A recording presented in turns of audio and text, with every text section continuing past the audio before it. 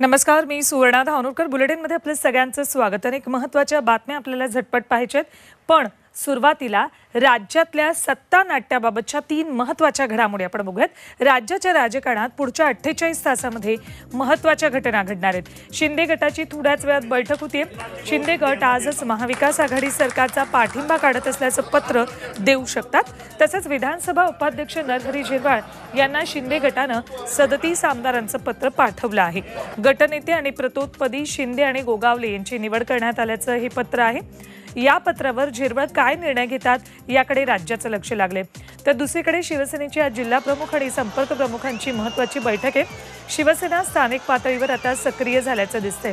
तर तिसरी महत्त्वाची बातमी म्हणजे भाजपही सक्रिय होते. दिल्लीत शहा मोदींनी 2.5 तास चर्चा केली. फडणवीसही दिल्लीत भाजप नेत्यांच्या गाठीभेटी घेत आहेत.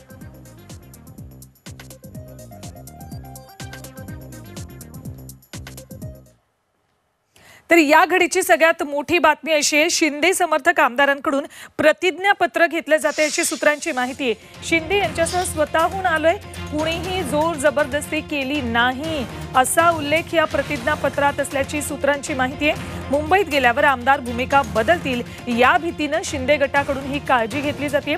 आमदारांना फसवून जबरदस्तीनं नेलं जातंय असे आरोप शिवसेना वारंवार करते. त्यामुळे आता सर्व बंडखोर आमदारांकडून प्रतिज्ञापत्र लिहून घेतलं जातंय.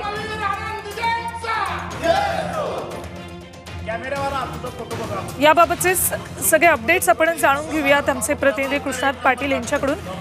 कृष्णात, अशा पद्धतीनं जर पत्र लिहून घेतलं जात असेल, प्रतिज्ञापत्र लिहून घेतलं जात असेल तर निश्चित कुठेतरी दाल में काला है असं म्हणावं लागेल.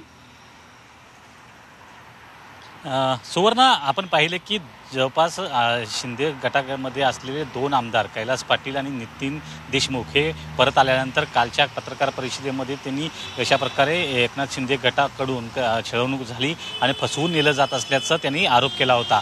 आणि हेच टाळण्यासाठी एकनाथ शिंदे गटाकडून सर्व सध्या बंडखोर आमदार आहेत त्यांच्याकडून प्रतिज्ञापत्र लिहून घेतलं जातं की आम्ही स्वखुशीनं एकनाथ शिंदे यांच्यासोबत आलेलो आहोत आणि त्यांच्या गटासोबत आहोत. आणि त्यामुळं जर मुंबईत आल्यानंतर ते काही भूमिका बदलतील किंवा आम्ही शिवसेनेसोबत आहोत, उद्धव ठाकरेंसोबत आहोत आणि आम्हाला फसवणूक करून नेलं होतं, काही आम्ही दाखवून नेलं होतं, अशी भूमिका बदलली गेली तर पुन्हा एकनाथ शिंदे गटाची नाचक्य होईल, बदनामी होईल. आणि हेच टाळण्यासाठी एकनाथ शिंदे गटाकडून तिथल्या सर्व आमदारांकडून एक प्रतिज्ञापत्र लिहून घेतलं जातं आहे, ज्यामध्ये आपण स्वखुशीनं आल्याचं आणि त्याचबरोबर एकनाथ शिंदे यांच्या गटासोबत असल्याचं स्पष्टपणे लिहिलं जातं आहे. आणि येत्या काळामध्ये कायदेशीर काही गोष्टी झाल्या, तर कोर्टात प्रकरण गेलं तर हे सर्व प्रतिज्ञापत्र उपयोगी ठरतील या दृष्टीने एकनाथ शिंदे गटांकडून सर्व बंडखोरांकडून ही पत्र एक पुरावा म्हणून आणि एक काळजी म्हणून घेतली जाते. आणि त्यामुळे येत्या काळात जर अशा प्रकारची कायदेशीर लढाई झाली तर पुरावे भक्कम करण्याच्या दृष्टीनं हे सर्व प्रयत्न असल्याचं दिसून येतंय. अगदी बरोबर कृष्णात, कुठेतरी मनात ही भीती आहे शिंदेंना की जे इथे 2 आमदार परतल्यावर झालेला आहे, कैलास पाटील आणि नितीन देशमुख, तसं इतरांच्या बाबतीत होऊ नये म्हणूनच ही काळजीही घेतली जाते. धन्यवाद या संपूर्ण माहितीसाठी कृष्णात. बघा, आणखी एक महत्त्वाची बातमी. एकनाथ शिंदे हे बंडखोर आमदार गटाची थोड्याच वेळात आता बैठक घेणार आहेत. पुढची रणनीती आखण्यासाठी म्हणून या बैठकीचं आयोजन केलंय. पाठिंबा काढण्याचं पत्र शिंदे गट आजच देणार असल्याची शक्यता आहे. राज्यपालांना हे पत्र दिलं जाईल अशी शक्यता आहे. शिंदे यांच्या अत्यंत निकटवर्ती आमदारांना दिलेल्या माहितीनुसार महाविकास आघाडी सरकारमधून शिवसेना बाहेर पडत असल्याचं पत्र शुक्रवारी आमदार राज्यपालांना देतील, म्हणजेच आज देतील. त्याचवेळी शिंदे समर्थकांच्या शिरगणतीची ही तयारी केली आहे. अपडेट्स घेऊयात आमचे प्रतिनिधी अमर काणे यांच्याकडून. अमर, इकडे मुंबईत असताना एक गोष्ट गुवाहाटीतनं कळते, ती म्हणजे प्रतिज्ञापत्र लिहून घेतलं जाते आमदारांकडून. पण आता आणखी एक त्यातली अपडेट म्हणजे थोड्याच वेळात बैठक होते. या बैठकीमध्ये काय काय निर्णय घेतले जातील आणि त्यानुसार काय पावलं उचलली जातील आज?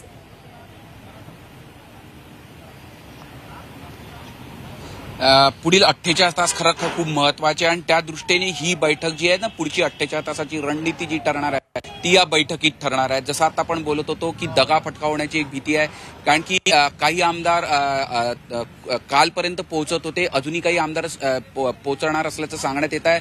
पण कुठेही दगा फटका होऊ नये त्या दृष्टीने हे प्रतिज्ञापत्र अगोदर लिहून घेण्यात येत आहे. आणि 2 आमदारांनी जे आरोप केले होते त्यानंतर शाश्वती पूर्ण असली पाहिजे म्हणून एक पाऊल म्हणून हे करण्यात येत आहे.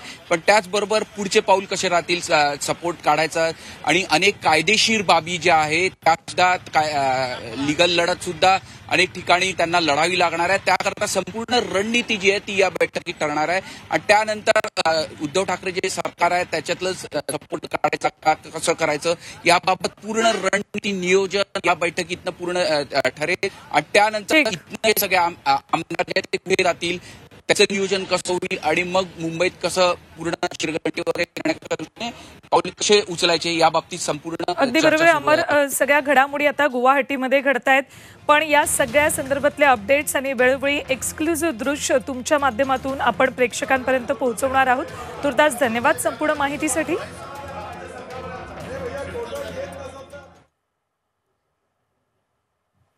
तर इकडे महाराष्ट्राच्या राजकारणासाठी पुढचे 48 तास महत्त्वाचे आहेत. शिंदे गटाच्या प्रतोद आणि गटनेता नियुक्तीबाबत विधानसभा उपाध्यक्ष काय निर्णय देणार याकडे सगळ्यांचं लक्ष आहे.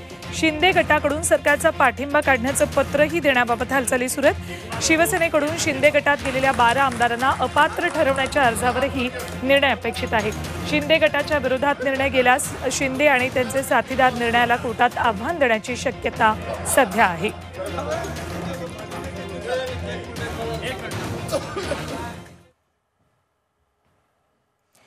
तर महाराष्ट्रातलं राजकारण आणि राजकीय स्थिती जरी अस्थिर असली तरी याच पार्श्वभूमीवर घडामोडी दिल्लीत घडतायत.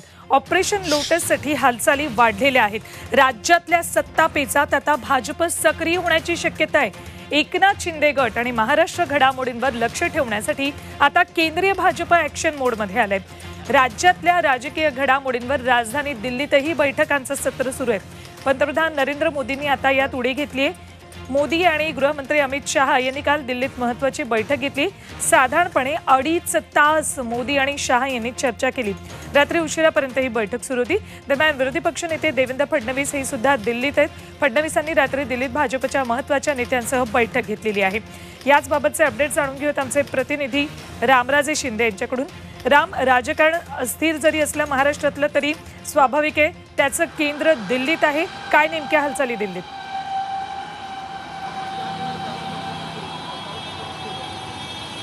कारण महाराष्ट्राच्या सत्ता करण्याच्या हालचाली ज्या आहेत त्या केंद्रामधूनच चालू आहेत, दिल्लीमधून सुरू आहेत.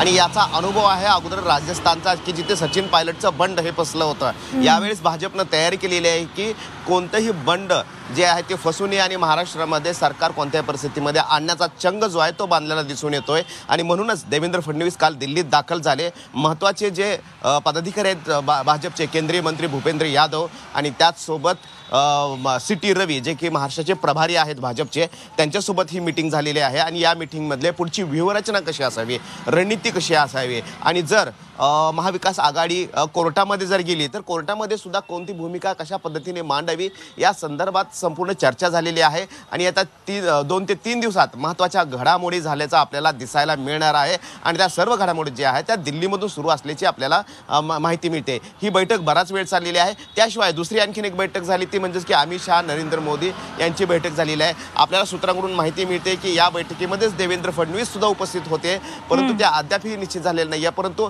फडणवीस त्या बैठकीला उपस्थित होते का हे सुद्धा महत्त्वाचं असणार आहे. कारण महाराष्ट्रामध्ये मोठ्या घडामोडी चालू आहेत आणि या बैठकीमध्ये महाराष्ट्राच्या सत्ता करण्याच्या संदर्भामध्ये सुद्धा चर्चा झालेली आहे. आणि 2 ते 2.5 तास ही बैठक झालेली आहे. त्यामुळे कुठेतरी परिपाक जो आहे तो काल रात्रीच्या बैठकीमधून निघालेला आहे. त्याचा परिणाम जो आहे तो येत्या 48 तासामध्ये दिसून येईल. ठीक राम, दिल्लीत ज्या सगळ्या घडामोडी घडतात त्याबाबतचे सगळे एक्सक्लुझिव्ह माहिती तुमच्या माध्यमातून आपल्याला प्रेक्षकांपर्यंत पोहोचवायची. तुर्तास धन्यवाद संपूर्ण माहितीसाठी.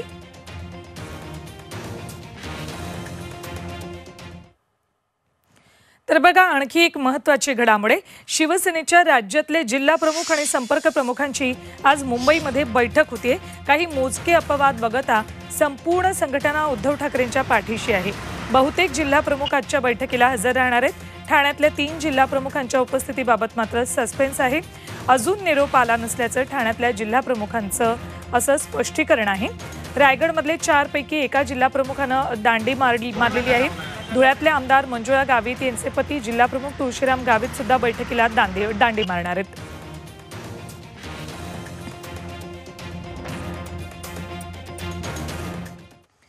तर तिकडे एकनाथ शिंदे काय करतायत बघा. त्यांनी एक नवी चाल खेळली आहे. शिवसेनेच्या 400 नगरसेवकांची ही यादी तयार असल्याची माहिती सूत्रांकडून मिळते.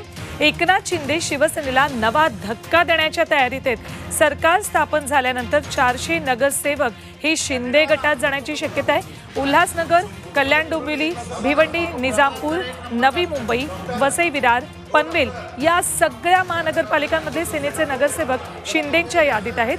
पुणे, पिंपरी चिंचवड, नाशिकमधले नगरसेवक सुद्धा शिंदेंच्या नेतृत्वाखाली येण्याचा दावा आहे. पालघर, डहाणू, तलासरी, ठाण्यातल्या लोकप्रतिनिधींनीही शिंदे गटाकडे जाण्याचा निर्णय घेतला असण्याची शक्यता आहे. सध्या तरी तशी परिस्थिती दिसते.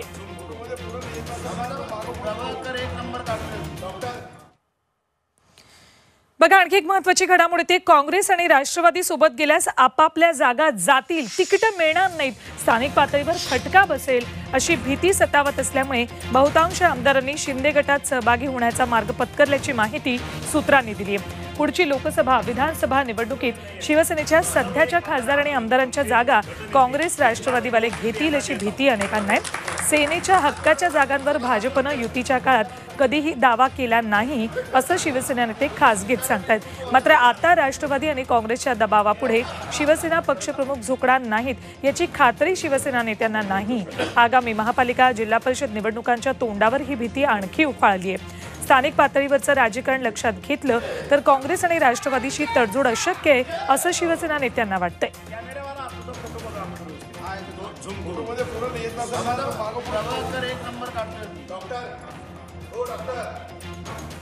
औरंगाबाद महापालिकेमध्ये शिवसेनेला फटका बसण्याची शक्यता असं जयस्वाल म्हणतात. शिरसाटांच्या बंडामुळे शिवसेनेला महापालिकेत फटका बसणार आहे. शिरसाटांच्या 10 ते 15 आणि जयस्वालांच्या 10 या वॉर्डवर प्रभाव पडणार आहे. औरंगाबादमधले 5 आमदार शिंदेंच्या गटात सामील झालेले आहेत. त्यामुळे शिवसेनेला मोठा फटका बसण्याची शक्यता आहे. नंतर आणखी एक महत्त्वाची बातमी ते बघा. महापालिका निवडणुका 6 महिने लांबणीवर पडण्याची शक्यता आहे. राज्यात सत्ता समीकरणामुळे फटका बसणार आहे. मनपा निवडणुकांना फटका बसण्याची शक्यता आहे. भाजपची सत्ता आल्यास भाजप अडचणीची 3 सदस्यीय प्रभाग रचना बदलण्याची शक्यता दिसते. त्याचबरोबर ओबीसी आरक्षणावरही भाजप तोडगा काढण्यावर जोर देण्याची शक्यता आहे. त्यामुळे या दोन्ही प्रक्रियांना किमान 3 ते 4 महिने लागतील असा अंदाज आहे. 3 सदस्यीय प्रभाग रचना महाविकास आघाडीला लाभदायक आहे. भाजप प्रभाग रचना पुन्हा 4 ची प्रभाग रचना करण्याची शक्यता आहे.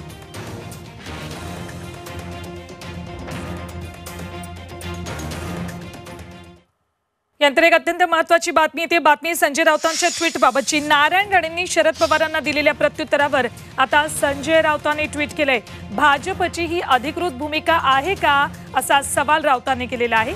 राणेंनी पवारांना इशारा दिला आणि त्यानंतर यावर राऊतांनी टीका सोडलंय. भाजपची अधिकृत भूमिका आहे का असं जाहीर करा असं संजय राऊत यांनी ट्विट केलंय. काय ट्विट केलंय संजय राऊतांनी बघा. महाविकास आघाडीचं सरकार वाचवण्याचा प्रयत्न केला तर शरद पवार यांना घरी जाऊ देणार नाही, रस्त्यात अडवू अशी धमकी भाजपचा एक केंद्रीय मंत्री देतो. ही भाजपची अधिकृत भूमिका असेल तर तसे जाहीर करा असं संजय राऊत यांनी म्हटलेलं आहे. ही भाषा महाराष्ट्राला मान्य नाही असं संजय राऊत म्हणतायत. सरकार टिकेल किंवा जाईल पण शरद पवार यांच्या बाबत अशी भाषा महाराष्ट्राला मान्य नाही. संजय राऊतांचं हे ट्विट.